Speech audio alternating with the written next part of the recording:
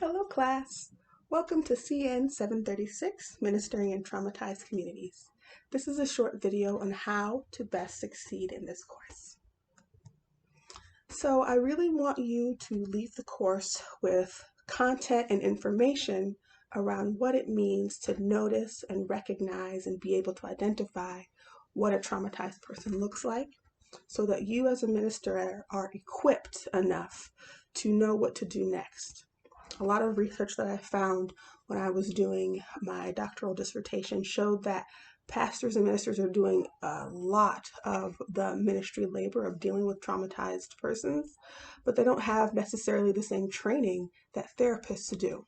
And so I don't want you to be a therapist. That's not what you were called to do necessarily, but I do want you to have the tools that you need to do the job that you were called to do, which is to serve a multitude of many people from many walks of life.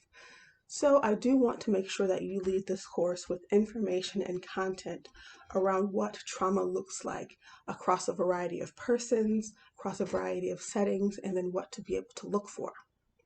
More than that, I also want you to be able to recognize what your church says and shows about theodicy, the theology of suffering, and to be able to have that articulated and well articulated so that when people bring questions to you in their process of meaning making and positive religious coping, those will make more sense to you later in the course, that you will be able to respond to them with an articulated theodicy to understand and clearly explain to them how your church talks about what it means to suffer and why people suffer, so that we are not giving people canned responses or responding in a way that protects ourselves from the threat of trauma. We'll talk about that more later as well, in a way that hurts the person who's coming to their community for help. The third thing, this is not necessarily in any kind of ranked order, by the way. The third thing is self-awareness, and this is probably one of the most important things for me. I want you to be able to recognize how you are doing with possibly your own trauma, and to be able to recognize that. And in that comes possible help seeking. Maybe you have your own story that needs to be healed. And how can we expect the people that we're ministering to fight for and pursue their own healing if we as leaders are not pursuing healing? And so a self-awareness of what is going on for me, what have I been through, what have I learned, what have I wrestled through, and then how can I model that for the people that I'm serving and loving?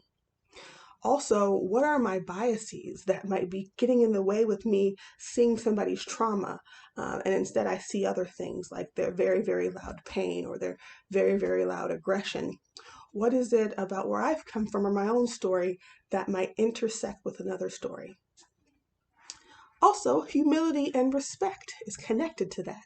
We'll talk a great deal about what it means to have cultural humility, to have an open heart and mind, and to begin to work from an advocacy point of view so that we are able to dismantle systems that are traumatizing certain communities, and come in not from a point of a savior, but from the point of humility, compassion, and great respect. In that, some of us might find that our churches have cultures where trauma has hidden in the corners. We don't talk about it. We keep our business off the streets, kind of thing. We focus on healing. We focus on the end of the testimony. We might recognize that some of the things that we're learning in this course don't match up with the cultures of our churches. And so we might feel pulled to make some cultural shifts in our churches. And how do we do that? How do we shift entire organizations, entire kind of cultures, little microcosm of cultures and communities, knowing what we know?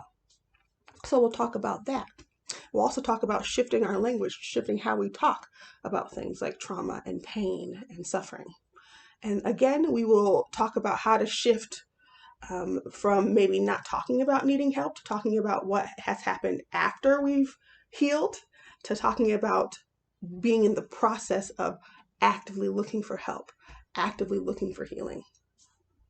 Lastly, I want you all as a community of ministers to be able to develop connections with one another, and then to also take that pattern out into your ministry world.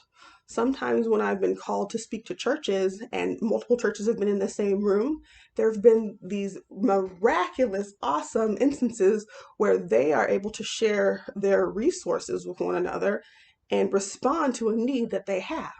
And so I am a psychological consultant, and there are things that I can't necessarily do, or nor that I should do. But other churches who may be around you or who may have resources or information that you don't have could be the answer to one of the prayers that you've been praying. So these are the things I want you to leave this course with. Now I'm going to talk a little bit about what the course is going to look like. The main word for our course is engagement, and I really want you to engage in these 5 core aspects. The course material, of course, the reading, these lectures that I'll be posting. All of those things are a given that you are in a graduate course.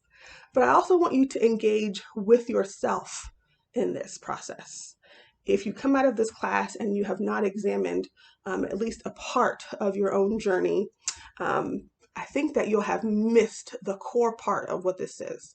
Because to be able to minister to people who have been in the most vulnerable parts of their lives, you yourself need to be able to access vulnerability. To engage with your classmates, again, these people have a wealth of knowledge possibly in a variety of different areas, and I want us to be able to crowdsource that information and not waste the beauty that is here among us. To engage with your context, of course. You are here to learn how to better serve whatever community you were called to minister, and so I want whatever we learn in this course to be applicable to that. I want it to be readily, you can learn it on Tuesday and figure out how to go apply it on Sunday so that you have a usefulness in this course. And then lastly, one of the things that I hold dear is the use of art and media to be able to communicate that which you can't quite put into words.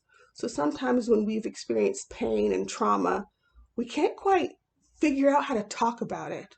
But I have found that people know how to express it in other ways.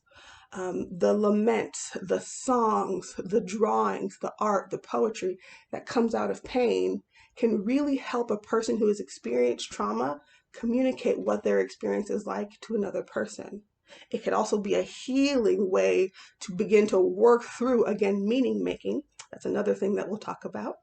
To be able to work through and make meaning out of what has happened is to engage in the art of it. So we will ourselves be engaging in creating and digesting art as well. So the course material, basic understandings and practical applications. What you need to do, make sure you read and take notes. More than that though, I'm not concerned with you memorizing this material.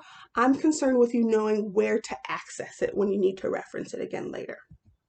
Yourself for self-awareness and modeling, how to succeed when you are writing your reflections. Be sure to make explicit connections between things that are maybe coming up against your theological thoughts or your experience or your beliefs. Be explicit in making those connections in your reflections. That will be part of the points that you're getting. If I'm not seeing that, that will show that you have not responded to the prompt appropriately. Your classmates, listen with intent to hear, listen with humility, with an open heart, allow them to have space to be vulnerable, allow it to be a safe place where people can talk about the things that they're not sure about or that they're wondering about, recognizing that you don't know the full extent of somebody's story, and so we're going to hold them with the assumption of compassionate care.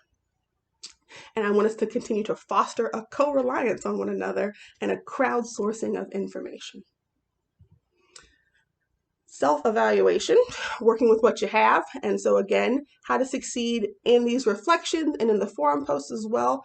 Make sure that you're making explicit connections between what you're reading yourself and then also what you're seeing or imagine you might see in your ministry context if you're not already in a current ministry context. And then the art. Oh, that somehow got missed there. But we will be engaging with art together, and I want you to reflect on these things as well in your reflections. Okay, so here's a suggested routine for you to follow. Start with the weekly intro video. This is something that I'll record that kind of reflects on last week, and I'll try to address any questions that came up last week. This will not show until the Sunday of the course, but that module or that week will be open on Thursday, so you can see the information. But the weekly intro you won't be able to see until Sunday, because I want to be able to make sure I can respond to everybody's questions and forum posts that will come in on Saturday. So after you watch the videos, do any activities that might be there. There will be art and worship activities. There might be some interactive activities. This is the course that will be very, very interactive. It's not going to be all lecture and didactic information. I really want you to be wrestling and engaging with this content. And then begin to chip away at your reading. I am going to post a suggested flow of when to read what, but I am not as concerned as to when you read it. So if something is really calling to you, go ahead and read that. As long as you read all of the required materials by the end of the course, I'm okay with that. And then start your forum posts. Remember, we want to start those by Wednesday so that we can begin to engage with them and finish them up by the end of the week. And then the last thing that you will have will be the weekly reflection, which is private. Only I will see that. And I really want you to especially explore these theological, personal, and artistic reflections, connecting those with whatever we may have engaged with in the content of this course. Consider this like an online journal of sorts. So the next module will open up on the Thursday prior to the start of the module. And then my video again will be posted on Sunday. And I will be interacting with all of you throughout the week as well. And so that's all we have. Let me know if you have any questions about how to best succeed in this course. I have great confidence in you. And I think that we're all going to have a fun time.